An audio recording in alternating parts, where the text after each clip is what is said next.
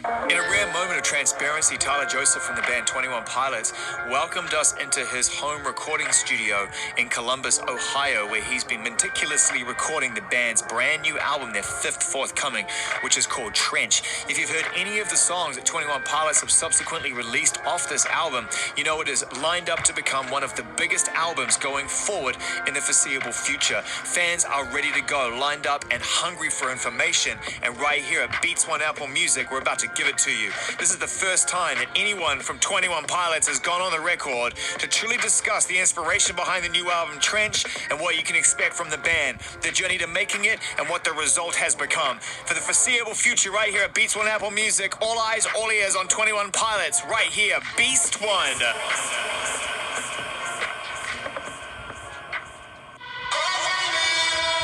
The 21 Pilots interview on Beats One.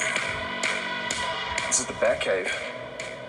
I've never really shown you on this spot.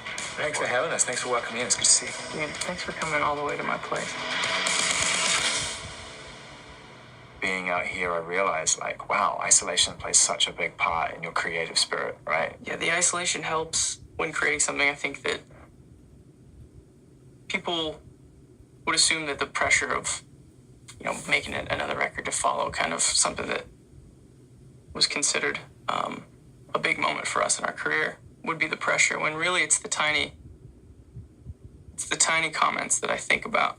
Like when a friend's mom says, I love your last record. I could just press play and listen to the whole thing as I worked out. Something tiny like that, when I'm working on a song, will all of a sudden, like, can they work out to this? It's the tiny little comments about the music and the decisions made in it, that if I let too much of that in, it can completely affect whether I turn left or right.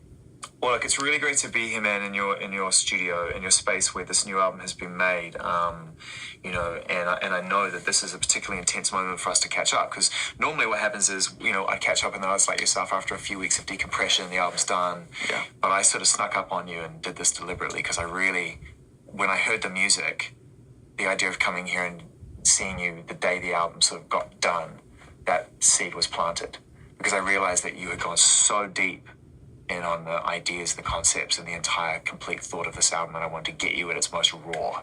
And that's literally right now, right? Right now. I'm pretty tired, and every moment away from a song is very valuable because of the fresh ears aspect of it. How was that break that you took? Necessary? It was very necessary. The last album cycle, there's a lot of traveling, and well, you caught lightning in a bottle. I mean, you had to write it as you had to go. You had to go. Yeah, the schedule was very unpredictable. This is the next thing we need to do to capitalize on the momentum. This time around, I'm looking forward to a little more structure. Like, we kind of know what to expect a little bit more, which is fantastic. And yet you find yourself, from what I've heard of this album, which is the whole thing thus far, is that you have chosen this opportunity to dive deeper. I love stories. I love being able to dive into a story and write from that perspective. A lot of my writing is obviously very personal and something I'm working through, but there's some of it that I, like to understand the people around me and try to dissect and analyze it. And I wanted to create a world that I could to go into and write from, and in that world I was I could control the exterior and what was kind of pushing down on me, and that control was very helpful in the creative process, where in reality I can't really control that, how people perceive it, or what pressures are being applied to what types of songs should be written, what type of record should be written, and how people feel about it. What decisions we should make, and what shows we should play, and whether or not we should do live TV, and all the stuff that, I don't particularly enjoy. You lived that life, really lived inside that world as much as you probably could stomach on the last album, because Blurry Face was... It kind of makes sense, because I feel like Trench, this is, as you said it before to some degree, is a geographical play. It's like you've created a world. Blurryface was a character. Yeah. So you had to confront that. Mm-hmm. How did you feel at the end of that experience? Because I think fans will want to know. They loved the way that you announced your hiatus. It's always funny how you have to announce hiatuses these days, right? Which we never called it a hiatus, by the way. That's what we do. We just pick that term up. You guys picked that. We have to just be like, we got to call it something. Yeah. Can't call it a holiday, right? Being a musician's a holiday. Doesn't hiatus kind of say that, like, Josh and I were sick of each other? Isn't that what that kind of means? Hiatus is always the step before a split. Yeah. It's like an intervention. Yeah, that's not what happened, but if that's what we're calling it, that's fine. Yeah. So what went wrong with you guys? Yeah. Couldn't see eye to eye on anything. You seem to have a great relationship, and I guess that even at the end of all that touring, I mean, you tell me how it all felt at the end of the Blurryface campaign with Heathens thrown on top. Yeah. After I wrote Blurryface, we released it, we started touring it a bunch. There was something, sometimes it's hard to start creating. It's kind of like a muscle you have to work out. Well, when the Heathens things came up, I kind of took that as an exercise, like, let me just get something going. Give me a reason to write right now. Because I have a lot to say, but I just can't. Everything I turn to, every progression, every sample just feels uninspired to me right now. And this idea came up. Well, there's this movie coming out, and I didn't know much about the movie, and they want to know if you would write a song for it. I'm like, well, I don't know. That's not really. I've never done anything like that before. And then they showed me a few scenes, and they said, well, we want you to do either like a shoot 'em up Will Smith like song or a twisted love song between the Joker and Harley Quinn. And neither of those things struck me as, I was like, I'm just going to write a song that I feel like is probably going to be for the next record, or at least be for our fans, with my own twist on if I were meeting with those villains and I was bringing someone along, like bring your friend to work day. What kind of conversation would I have in the car before I got him there? In a sense, if this song were to kind of, well, we kind of got shoved into the mainstream. And I felt like I always wanted to explain to the mainstream audience, like, about our fans and who we really are, and try to bring them along and kind of go, listen, this is what you should expect. Tread lightly. But we're powerful, and these kids have something to say, and they're worth listening to. And so that song kind of became something that I wanted to write to explain our dynamic with our fans, and thinking that it would in no way fall in line with the movie, and then it did, and then it just kind of took off from there. And so it was a good exercise to get things flowing again. Did it? After that, did you feel inspired? Yeah. Started writing more. Yeah. A lot of ideas.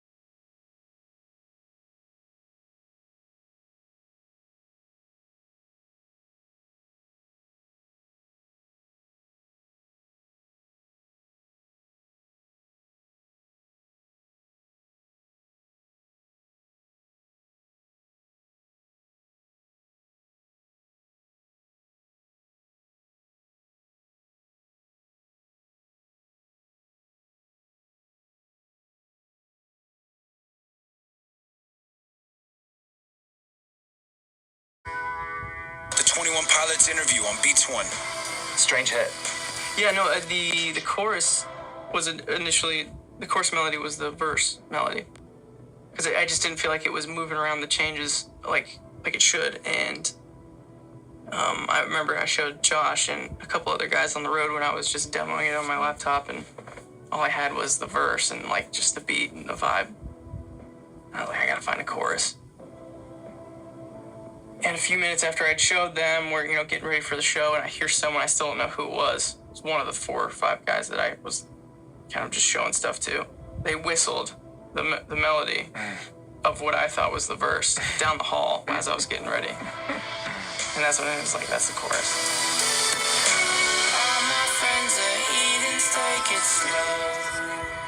So, how do we get to Trench, Tyler? How do you go from a character-based concept into something which is an entire world, which requires so much more fleshing out and so much more color, and the videos require so much more commitment and everything else? Yeah, well, you asked earlier, like, how was it to take a break, the hiatus, and to step away for what is now, I guess, a year. Honestly, the moment our last show, which was here in Columbus, it's like our final show of the entire cycle, I went home and I started coming up with this world, and it started to consume me. Is all I could think about. I know every aspect of this world. Like, I know what the weather's like in this world, and I wanted to go there and write from that place. And this studio then kind of became, in a sense, my version of it. And I really wanted to dive deeper into the narrative of who Blurryface is. Not just to me, but who he's become. A lot of artists and bands. It's always probably very true, but it seems a little cliche to say, we wouldn't be here without our fans, and this is about our fans, and it wouldn't be without them. But I don't think they know how much they've written the narrative, and how much of a back and forth we've been having without them really even being fully aware. This record is, I mean, they really did help write it. This thing wouldn't be breathing without them, and they helped create this world as well. How do you absorb that influence? Because you can see it when you're on a stage, and you can hear it when you have a chance to meet them and talk to them about it. And how do I hear them? Yeah, like, are they taking? Yeah, it is the internet, man. Yeah. Yeah, I'm around. They're fleshing it out. They're taking Blurryface and they're writing things about it, and they're adding to it and moving things around. And yeah. I mean, that's just incredible. That's like creative collaboration in real time. Yeah, I mean, the character of Blurryface was this person to me that I was trying to confront. But then as the record cycle went on, and as I saw him kind of come to life through other people's perspective and our fans, the way that they viewed him, it drove me to agree with them on how he's perceived. And how's he changed? How's it changed? If you go back to what Blurryface really was representing at the time, is that kind of that mirror, that I call it a seat at the table that you can stare across and really understand. I mean, everyone knows what they don't like about themselves, but how do you compensate for that? What are you doing because you don't like that? Trying to understand that and maybe fix that. Then I realized that it's all about jurisdiction, where there's certain places that I'll be, whether it's mentally or physically, where he has jurisdiction. And if I can try to leave those places, if I can try to stay away from those places, then he starts to lose a little more of a grip and control of me. And that's what Trench was and what it is. And help me kind of compartmentalize in my mind where I need to try to leave. and get to somewhere that's safer and a little more unpredictable, a little more wild, much more creative, a little scarier, a little bit of an abyss, but you don't have to play by his rules. That's helped. I wonder when you realized that you were different, you thought about things different and things settled with you differently, and at what point in your life you realized that you were going to have to develop some tools in order to function and live with just the person that you are. I never would have turned to music if I didn't feel like I needed to work on something or change or cope with something. I think that I was perfectly fine before music, and then something happened where it just felt like a buildup of some sort, and I didn't know how to release that. I didn't know how to decompress that and to have an outlet for it. And I was forced to learn how to play the piano, at least the way I look at it. I grew up sharing a bedroom with my brother, and he would tell you, like, we both love music, but there was something that happened where I realized, okay, I can say anything I want now. And, when I first showed my parents a song or two, I was really concerned that they were going to be really concerned. And how'd your parents take it? Well, that's what was so surprising about it, was when I was concerned about, like, it felt like when I was writing a song and I would show someone, it was like, okay, now let's start the conversation. But what would usually have been the beginning of a long conversation / check up on you / lecture was just, wow, that's great. And that was it. Like, that was the end of the conversation. And that's why I was like, I can do this more. Yeah, the relief. I don't have to, like, keep on talking about it afterwards.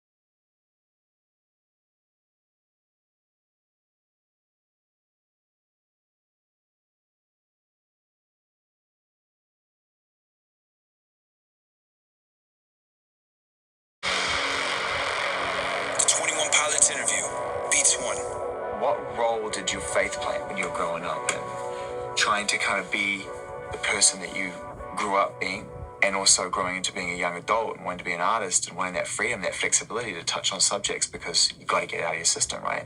Like I could see that could create a conflict if it wasn't managed right. I have this theory about leapfrogging in generations. And I think it can kind of apply to faith, can apply to wealth. There's this constant kind of overcompensation and then compensating that. My parents grew up in an environment where there really wasn't any talk of faith or any sort of religion. And then they both had a moment where they became Christians when they were like in their college age.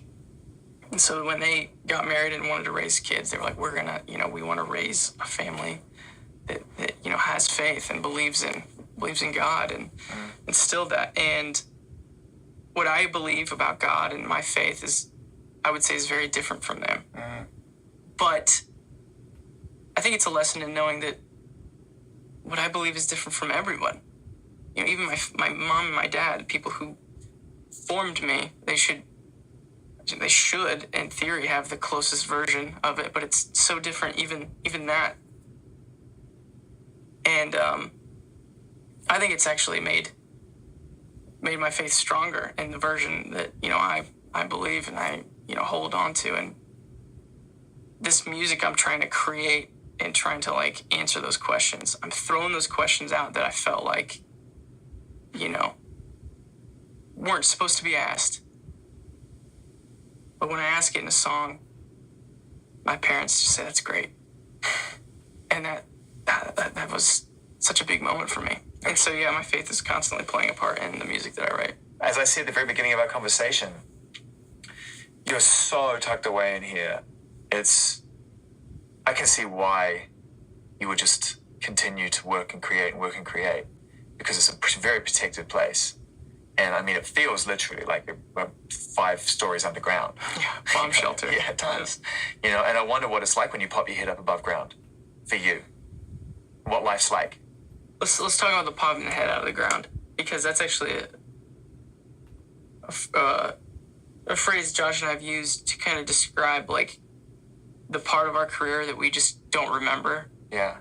Wait, how did you guys all of a sudden do our version of making it or getting people's attention? We see all these bands around us. I'm talking about the local scene back, 8-9 years ago. We see all these other bands around us. We're trying to, should we do what they're doing? Should we kind of try to follow their lead? And we decided, you know what, let's just go underground. And we went underground and we came up with a show, and then with our head down, we just started saying yes to that show, yes to that, let's play that, let's play that, let's play that, let's do that, let's create this, head is down. And then all of a sudden we came up and we had a record deal, and we were doing a headline tour. I was like, man, how did that happen? And I realized the importance of isolation and just honing in on something and not letting, what are they doing? Or what should we follow that? Or what is that? Does that change our decision now that they did that? And just kind of diving in and going for it, and then coming up and realizing, wow, we're 5 miles ahead of those other bands that we were just looking at. What role does Josh play in all this for you outside of being an amazing drummer and being a part of one half of the band, everything else? But on a human level, you guys you've a lot of similarities, but also you seem like kind of different people, which is good. I think, in the live show especially, there's been some shows where, man, I don't feel like I should be up here right now. Yeah. I don't feel good enough. I don't feel like what I'm doing is considered good. But then there's just been so many times I look over at Josh and he's just ripping, man. And it just shocks my system. And then I walk down stage and then square my shoulders up to the audience. And then there's only really been one show where it happened to him and me, and we got off stage and we were just like, what just happened? Do you know at the time that it was happening? Yeah, it was a festival, and I think would have been 2013. It was one of our first times doing a festival in Europe. I think it may have been Puckle Pop. Yeah. Thrown onto a main stage. I'm like, oh my gosh, we have main stage like 3 p.m. That's crazy. And you just realize, oh, okay, this is a scheduling thing. Like, I mean, and rightfully so. It's our first time in that country. Like, there's no reason why we should have had an audience. But you know, when you get ready to play a show, you kind of like, I wonder who's going to be there. I always assume no one's going to be there just to get myself ready. But I wasn't ready for the empty field. Like, that field was so much bigger with people. People think like, look how many people there when it's full. It's like, this field is ginormous. Like, now wait until everyone's gone, and then you realize how big that field is.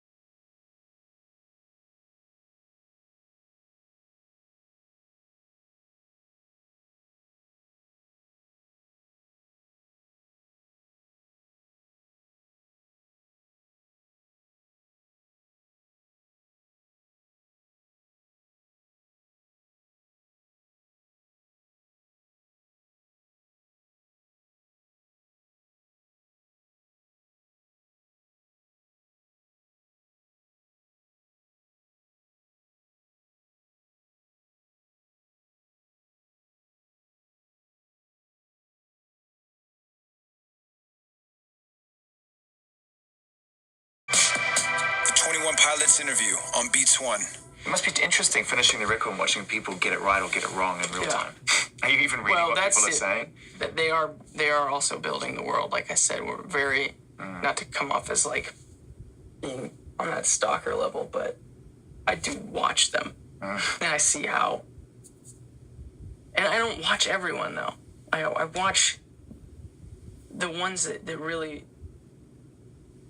get it, really understand. So you have specific fans that you literally. I mean, it's a group of them. I guess there's just this like outer layer noise that I just consider to be not relevant. But what is that fan that really understands and has tracked with me up until this point? How is this hitting them? And the story builds from there, man. We'll see if this works, by the way. You're pitting this idea of a concept, and the story is very thought out, and there's a bunch of time spent in between release, and I don't even know if this is gonna work in the day of streaming and getting a single out every chance you can. When you guys first came out, people didn't understand the depth of the subject matter and what you were really trying to say. They were focusing on the melodies and the music and the beats and the production and the live shows and all the things that make a surface impression. And over the course of all your albums now, we've found you going deeper and deeper and saying, look, you know, there are fundamental things I'm trying to fix here, or I'm trying to understand, you know. And now, more than ever, we're all trying to understand those things. And we're all having louder conversations about anxiety, depression, lack of self-worth. And we're speaking as one a lot more clearly about that, because I think that's pretty accepted. That's a good way of trying to demystify it. Do you know what I mean? We're getting that right. We're getting that right? This is moving in the right direction, for sure. It's something that you experience. I'm taking a punt on that, listening to your music. Yeah. The fact that we're now in a world where we're talking about it is something that I've been looking for a while. And I'm really glad that we're here. I'm proud of our culture in that way, for sure. It's suicide, too. You know, we like to name, like, the depression and the anxiety. You're right, we're terrified of that word. Yeah, we gotta say that too, you know, and, You're right. And it's finally, we're talking about it. It's a thing, you know. My mom's a school teacher, and I talk with her all the time about the things that she looks out for and how it affects kind of that environment as its own microcosm of a culture. And it's important to talk about, and that it's real. And how real can it get for you?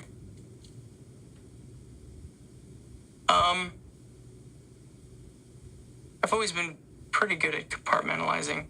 And it's not because I had to cope with something or whatever. I think that I was maybe born with just being able to compartmentalize. And I think my music is like the only real true window into a compartment that that's about as comfortable as I like to get with diving into something that is still breathing, moving, shifting, adapting, becoming immune, and as much as the conversation about it is very good, there's something about the personal aspect of it that it is very good to make sure that it doesn't take life and doesn't gain traction and breathe oxygen. And so my music is me talking about it and is the window into it. But I don't think it's healthy for me to give you the keys to that house. The reason I reached for my phone was because I'm looking at the track listing, and I wanted to talk about, we've talked about the first song, I want to talk about the last song. I want to talk about Leave the City. I want to talk about the restrained weight that's in that song, and how you never quite reaches the crescendo, and it always promises but doesn't quite get there, and then at the end it's like, I mean, you tell me what the last word on the album is. The last words. There's a isolated sentence. They know what I mean. Yeah. They know what I mean. That song, not only is it inside of the narrative, but in that narrative, I know that I needed to leave somewhere and start this journey in this point in between two places that a lot of us can find ourselves in, whatever version of that fits into your life. We're always trying to dance in between those two places. How do we get there? And it's scary, and you don't know what to expect, and it's kind of hard to see. And But this record is about pushing through and starting that journey between those two places. Yeah, it it feels- started, and I would never. In this record, I did not define what that where you're supposed to be is though. There's no name for it. That's not defined, and that was intentional to be a part of this process. I knew this record was about getting up and starting that, and I'm not going to find that thing in this record yet. And that's what the song Leave the City does. It gets you there, and then it doesn't. Kind of drops you off and like, okay. You're about to embark on another, tour and all the things that come with making music and reaching your fans. But Leave the City could take you anywhere, right? I mean, Yeah. do you even... What's next? What's next? And is it even music? And did you enjoy that year off? I mean, you've got an amazing house. You're married. You've got... I said to Jenna, your wife, who's lovely, by the way. She's, I just can get on record. Can I talk about her for a second? 100%. Okay. I'm trying to think of a way to explain it. So, it feels like starting this career felt like I was standing at the edge of an ocean and I was given some supplies and they were like, okay, make a boat. And I put this thing together and I wrapped it up and I built this boat and enough to start to float. And we started going and found some more debris on the way and kind of built this thing. And then before you know it, I'm in this like tugboat sized thing and it's got a motor and we're going. And then eventually things happen and I'm on a yacht and we're just flying through this journey. And all the while, I think that some people would assume that my significant other in the process is in a smaller boat next to me, waiting for this boat to inevitably either wreck or run out of fuel. And when it does, I hop onto hers and we head off into the sunset. When actually what's happening is, in relation to who she is to me, I've built this little tugboat thing, and that's about as big as it ever got. And she is waiting for me to run out of gas in a cruise ship. And when that goes down, I've got this to pick me up.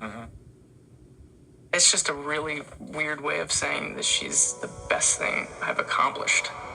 And I can't wait to just lean on her.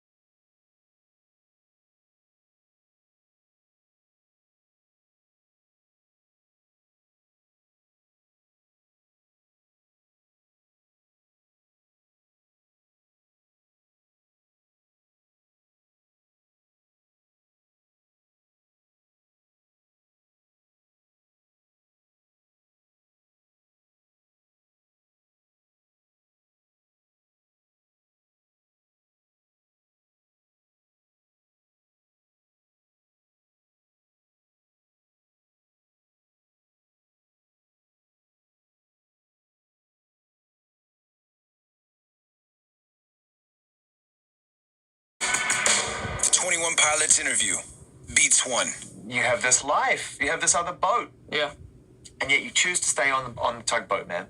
Are you unafraid of living a different life? I think that You'd be amazed how many musicians are afraid of stopping. yeah, I think what helps me is to glorify getting old. Not be afraid of it. Yeah. I'm looking forward to it. Yeah. And I think that if our culture were to see our elderly in that way as like they've accomplished something, they've ran a race and they have a lot to tell us about how we could better run it. I think that would help with a lot of things. Have you always felt that way? Is that why you put 2 old people on the cover of Vessel? Yeah, I've always felt that way. And actually, my grandfather, who's on that cover, he died last month, but he was a big part of my life. And I think more so now, after his passing, do I realize how much of a resource I had. And I have one grandfather who's still living, who's absolutely still an inspiration to me. Ask the questions. You know, he's dealt with alcoholism his whole life, and he's been sober for so many years now. And you've never drunk, right? No.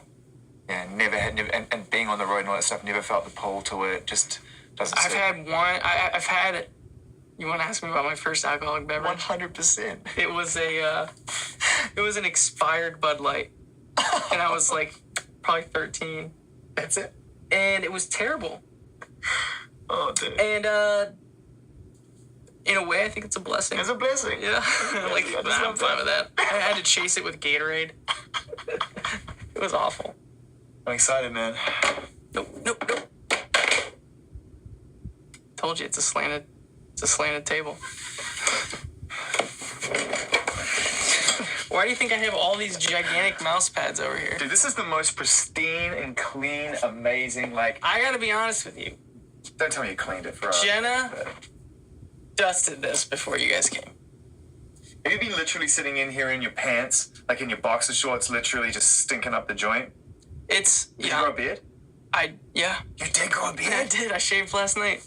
Get out of here. You had a beard. How deep did it go? It was terrible, man. How it was committed were so you? itchy, and I hated it. Was it long? It wasn't. It was stringy. It was like your first real beard? It was not like... It would have looked terrible. It was a shame. You gotta culture a beard. You can't just grow one out and think that you're gonna look like Rick Rubin. That takes like decades I know. of planning. There's so many more things I need to go through in my life before I can really... Puberty? Puberty's one of them. So many things you gotta experience for the very first time. Add a beard. Trousers. At some point you have to put those on. Yeah. See how they feel. I didn't shower for a long time. There was a moment where I hadn't looked in the mirror in like a week. You should try that. It's crazy. Oh my God, what did you notice the first time you looked at yourself? I felt like I was getting older. Wow, so you noticed the change because you went in a week, I was like, man, maybe I was just really tired. But that actually makes sense if you haven't noticed that thing. What were you eating? You were being fed, obviously. Yeah, I mean, Jenna was taking care of you. She's a culinary artist. Was she ever concerned? Did she ever come down and just pat you on the shoulder and just be like, you gotta get some sleep? Yeah, she told me, like, you should eat. you should hey, she's never too particular about hygiene, but she did several times, like, when's the last time you took a shower? What an amazing time in your life, man, to be able to have achieved all of this and know you still have fuel in the tank to make your most ambitious album and project to date. Like, most people settle here and then there's a compromise somewhere along the line. There's no compromise going on in your art, and yet you've already gotten to this place. Yeah. And I just think, like, as a way of saying goodbye, I wonder if you ever allow yourself, probably not in the last 12 months, but if at any point you allow yourself a chance to reflect fondly on where you're at in your life. Because how old are you now, Tyler? 29. You're 29 years old, right? Are you scared of feeling reflective or feeling satisfied? I will always try to write music and I love creating. I need to create. But there's something about when it gets to this level, there's something about convincing yourself that it's kind of not real. It's something that will go away. And preparing yourself, I know that you talk about finality being something that artists are obsessed with, but I think that you have to try to get okay with that. And the quicker you do, the more you'll enjoy this moment. Do you know what ends that? Do you know what cures that? What? The end of narcissism. And do you know what kills narcissism? Kids. I can't wait to have kids, man. Yeah, man. It's one more cycle. It's been great hanging, man. Hey, Thanks for letting us in. thanks for coming.